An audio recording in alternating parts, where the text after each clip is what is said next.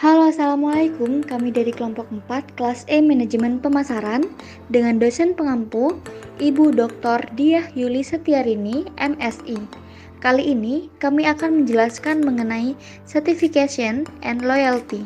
Sebelum itu, perkenalkan anggota kelompok kami. Yang pertama, ada Tridewi Mayangsari dengan NIM 201098. Yang kedua, ada Muhammad Niam Alfafan dengan NIM 201107. Yang ketiga, ada Devira Azahro dengan NIM 201117. Yang keempat, ada Kristianto Wijaya dengan NIM 201118.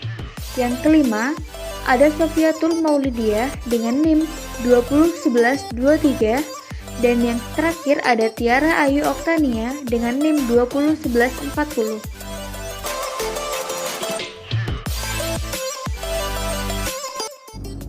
Untuk materi yang pertama yaitu mengenai pengertian kepuasan pelanggan. Apa sih kepuasan pelanggan tersebut? Kepuasan pelanggan menurut Philip Kotler dan Kevin Lane merupakan perasaan senang ataupun kecewa yang muncul setelah membandingkan kinerja produk yang dipikirkan terhadap kinerja yang diharapkan. Nah, jika kinerja di bawah harapan, maka konsumen akan kecewa. Jika kinerja sama dengan harapan, maka konsumen akan puas. Jika kinerja berada di atas harapan, maka konsumen akan merasakan kegembiraan. Seperti itulah pola kepuasan pelanggan. Untuk materi yang kedua yaitu indikator kepuasan pelanggan. Indikator kepuasan pelanggan itu ada 3. Yang pertama, indikator kesesuaian harapan. Merupakan tingkat kesesuaian antara kinerja produk yang diharapkan oleh pelanggan dengan yang dirasakan oleh pelanggan. Seperti produk itu sendiri, pelayanan yang ramah, dan fasilitas penunjang yang didapatkan sesuai ataupun melebihi dengan yang diharapkan. Untuk indikator yang kedua yaitu minat berkunjung kembali, merupakan kesediaan pelanggan untuk berkunjung kembali ataupun melakukan pembelian ulang terhadap produk terkait. Seperti berminat untuk berkunjung kembali karena pelayanan yang diberikan oleh karyawan memuaskan, nilai dan manfaat yang diperoleh setelah mengkonsumsi produk, dan fasilitas penunjang yang disediakan memadai. Untuk indikator yang ketiga yaitu kesediaan merekomendasikan, merupakan kesediaan pelanggan untuk merekomendasikan produk yang telah dirasakannya kepada teman ataupun keluarga, seperti menyarankan teman ataupun kerabat untuk membeli produk yang ditawarkan karena pelayanan yang memuaskan, fasilitas penunjang yang disediakan memadai, dan nilai ataupun manfaat yang didapat setelah mengkonsumsi produk tersebut. Untuk materi selanjutnya akan dijelaskan oleh rekan saya. Baik, di sini saya akan menjelaskan tentang beberapa strategi yang dapat digunakan untuk menciptakan kepuasan pelanggan. Yang pertama yaitu strategi manajemen ekspektasi pelanggan, yaitu berusaha mengedukasi pelanggan agar mereka bisa benar-benar memahami peran, hak, dan kewajibannya berkaitan dengan produk atau jasa.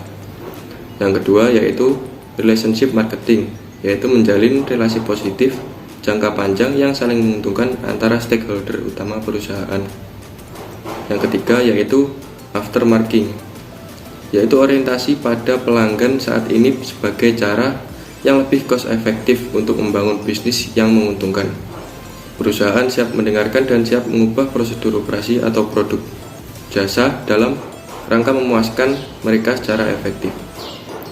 Yang keempat yaitu strategi retensi pelanggan.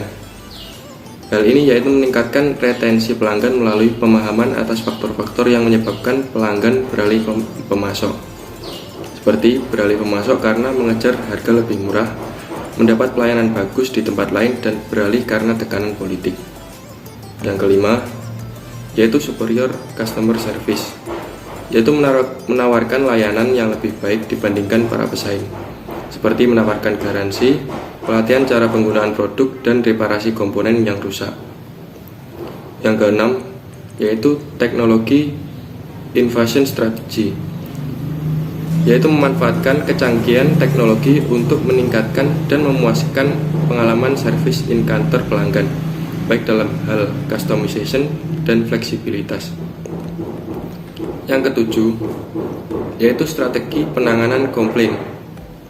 Dalam hal ini yaitu mengandalkan 4 aspek penting, yaitu empati, kecepatan dalam penanganan keluhan, keadilan dalam memecahkan masalah atau komplain, dan kemudahan bagi konsumen untuk mengontak perusahaan.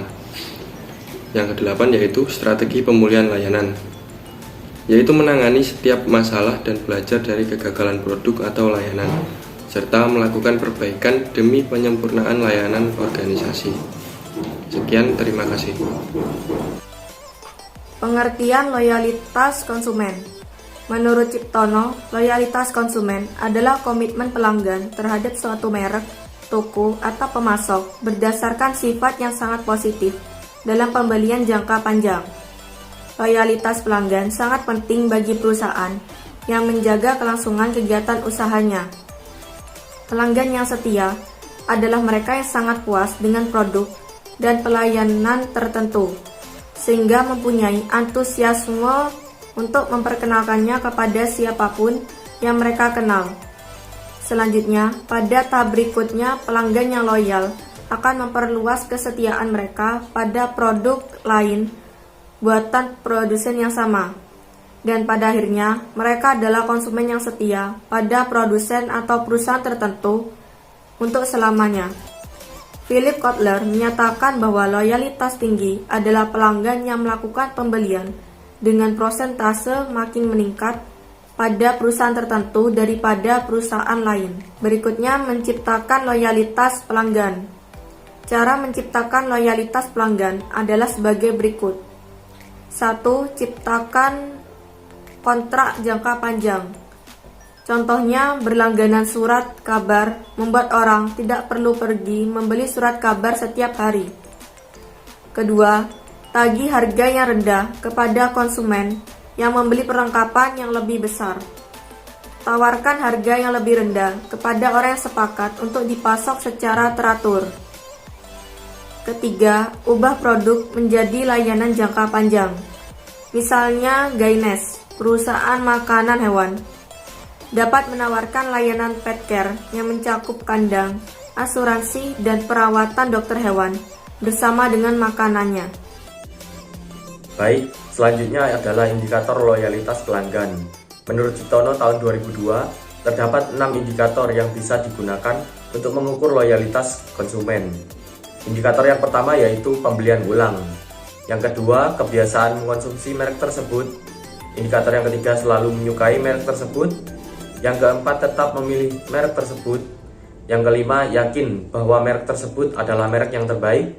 Dan yang terakhir yaitu merekomendasikan merek tersebut kepada orang lain. Selanjutnya akan dijelaskan oleh teman saya.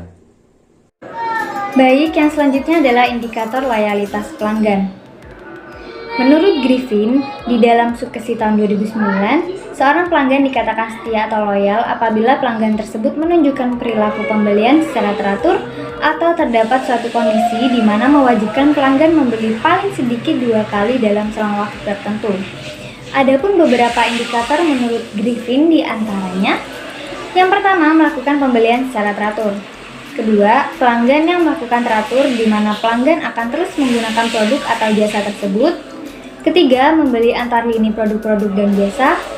Keempat, kemungkinan pelanggan menambah item-item dari produk yang dibelinya. Jadi pelanggan bukan hanya membeli produk satu jenis sesudah yang lainnya, tetapi mereka membeli aksesoris untuk produk mereka. Nah, yang dimana mungkin pelanggan menambah item-item dari produk yang dibelinya. Kemudian kelima, merekomendasikan produk kepada orang lain. Keenam, pelanggan akan cenderung menceritakan apa yang dia rasakan setelah menggunakan produk atau jasa yang sering disebut pula dengan word of mouth. Pelanggan yang loyal akan memberikan cerita yang positif kepada orang lain. Ketujuh, menunjukkan kekebalan terhadap tarikan pesaing. Dan yang terakhir, yakni yang ke-8, yakni pelanggan loyal adalah pelanggan yang tidak dengan mudah dipengaruhi oleh produk atau jasa alternatif, meskipun para pesaing mencoba memberikan berbagai kelebihan atau penawaran. Baik, untuk selanjutnya akan diteruskan oleh rekan saya. Selanjutnya ada hubungan kepuasan dan loyalitas. Hubungan variabel kepuasan terhadap loyalitas menurut Kotler, kepuasan pelanggan adalah perasaan senang atau kecewa seseorang yang muncul setelah membandingkan antara persepsi atau kesan pelanggan terhadap hasil suatu produk dan harapan-harapan pelanggan. Keberhasilan perusahaan apabila karyawan mampu memberikan pelayanan yang baik sehingga pelanggan merasa puas dan di mata pelanggan, citra perusahaan menjadi baik dan bersifat positif. Hal tersebut dapat menumbuhkan loyalitas pelanggan. Kemudian karakteristik pelanggan yang loyal menurut Griffin adalah sebagai berikut.